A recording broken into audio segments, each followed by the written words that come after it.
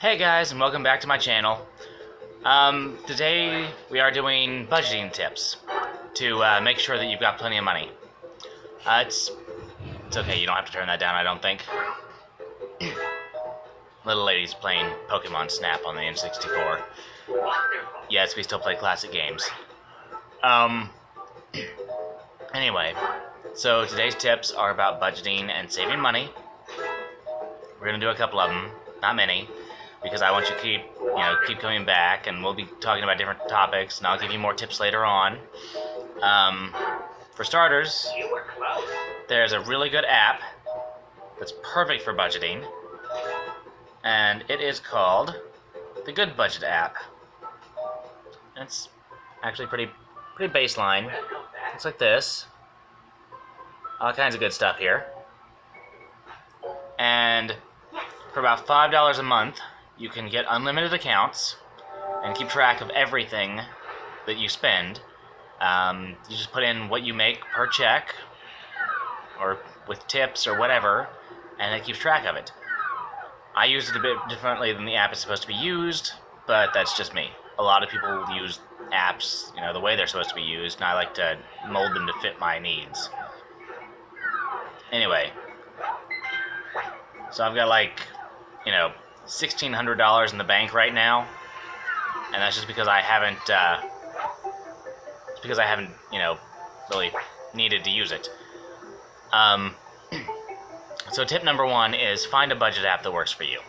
Good Budget is amazing, it's low cost, and to be honest, it's probably my favorite app on my phone because I am extremely addicted to my money.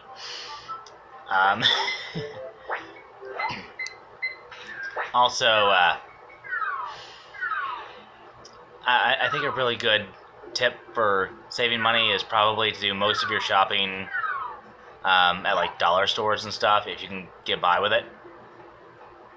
If you can find it for less than $1 elsewhere, get it there, but most things can be bought for $1 at the Dollar Tree, and they work really well.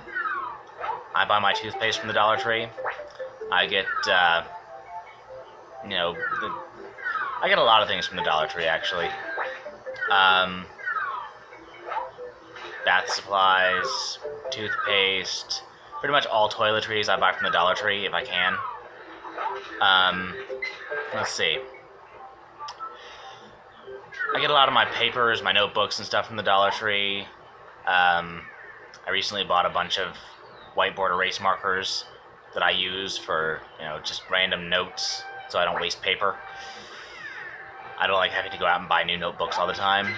So, yeah, there's that. My whiteboard's actually right here beside the couch. I buy a lot of stuff from the Dollar Tree. Things I don't buy from the Dollar Tree are major, food products, because they don't have a lot of those. They don't have, a frozen food section at the Dollar Tree.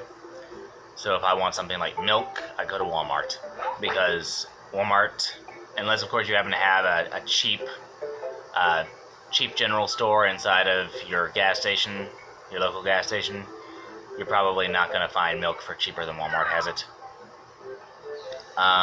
There are a couple of other things, like the yakisoba noodles. If you eat a lot of Asian, just add water meals,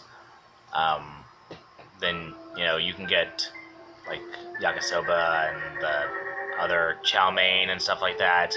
You can get it at Walmart for 60 cents a container, whereas Dollar Tree is $1 per item for everything.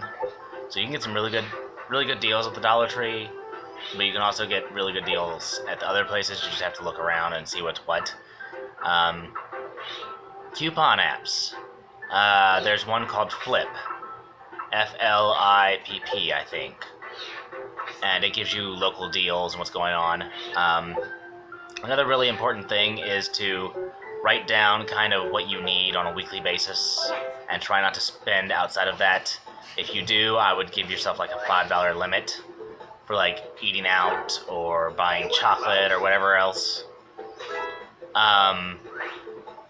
The big deal is to make sure that you limit yourself and that you don't overspend And the best way to do that is to coupon and to buy things from, you know, low-end, secondhand places. They're just as good. They're a little closer to their expiration date. Dollar Tree does not get bad items in. They just get bulk items that haven't sold anywhere else. So you can go there and get them for really cheap. Another thing, do not buy things just because they're on sale. If you do this, you will lose money, because you'll end up going, oh, this is on sale, I have to have it. And you'll buy like 20 times the amount of stuff you were going to get originally just because it was on sale. If you need it, get it. Write a list and try not to deviate more than $5 off your list. And that's the best way to do that. Another really good way to keep track of your budget is to always have a hard copy written down, so that you can make changes by hand when you need to. Keep track of your bank account. If you have a banking website where you can go to your bank account and check things out, do that. I mean, keep track of your money. Make sure your budget on your phone stays synced up with your bank account. If the bank goes up, your budget goes up to meet it. Down. I mean, basically that's pretty much it. Just keep an eye on your money. Don't overspend where you don't have to. And always put about 10% of your paycheck away for your car repairs, because that's gonna cost a lot. So, yeah. Especially if you drive for a living. You want to make sure you take real good care of your equipment, so always make sure you put a decent amount away for car repair. Always. So that's my 3 to 4 tips for the day. I mean, really, get you a budgeting app, keep track of your money, shop at local Dollar Trees, and basically just kind of set a limit on how far over your budget you can go. Because it's a bad idea to go too far over your budget. And of course, if you're smart and your partner tends to be really good with money, or smarter than you,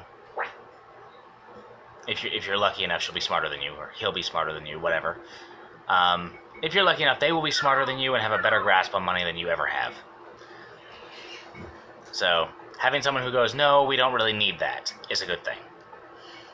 That's the best way to save money. Because I've spent I don't know, $4,000 in the last month, and I still have almost $2,000 left over, and I only made $400 every 2 weeks. So, you know, that's pretty darn good. Really it is. Anyway, those are my tips for the day. I hope they helped you out. This video is about, I don't know, 8.5 minutes long. Anyway, enjoy. Peace.